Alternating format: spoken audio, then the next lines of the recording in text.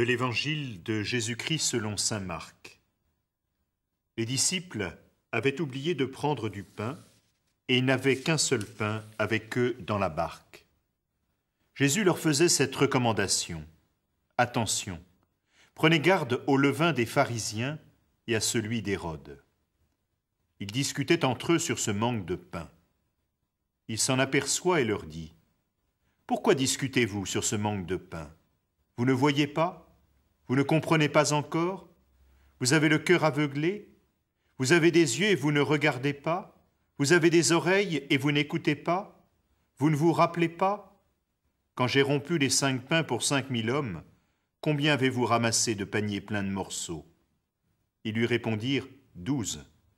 Et quand j'en ai rompu 7 pour 4000, combien avez-vous rempli de corbeilles en ramassant les morceaux ? Ils lui répondirent : 7. Il leur disait : Vous ne comprenez pas encore ? C'est ce qui s'appellerait en langage familier se faire passer un savon.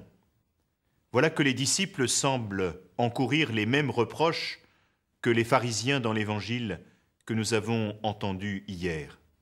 Le décalage est énorme entre leur attitude, leurs attentes, leur comportement, leur rapport avec Jésus et ce que celui-ci voudrait leur faire partager, la manière dont il veut leur faire comprendre qui il est, d'où il vient, quel est le sens de sa mission et en quoi les disciples peuvent y être associés. Pour l'instant, leur préoccupation première est simple et bien terre à terre. Ils sont dans la barque avec Jésus et ils ont oublié de prendre du pain.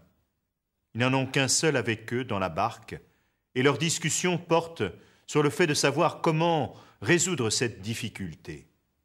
Le décalage est complet entre la mise en garde de Jésus contre le levain des pharisiens et celui d'Hérode et l'attente si immédiatement terre à terre qui est celle des disciples. Le levain est ici présenté comme un symbole d'impureté, de corruption. Il représente tout ce qui peut être les mauvaises inclinations de l'homme.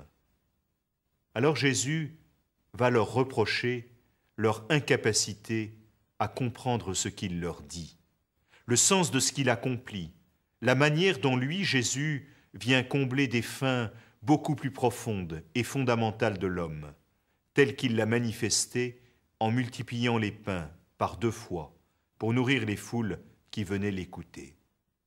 Jésus leur reproche leur cœur endurci, leur incapacité à voir le sens profond des choses, à entendre au-delà des mots la réalité de ce qu'il vient annoncer, la présence du royaume dont il est porteur.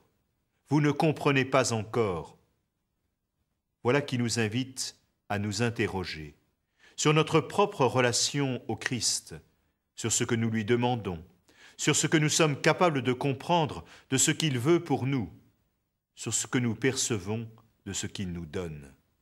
Là aussi, le décalage peut être abyssal entre nos attentes très immédiates et ce que Dieu vient nous manifester jour après jour, dans l'intimité de la prière, dans le secret du cœur, mais aussi à travers les rencontres qui sont les nôtres, les événements heureux ou difficiles que nous vivons.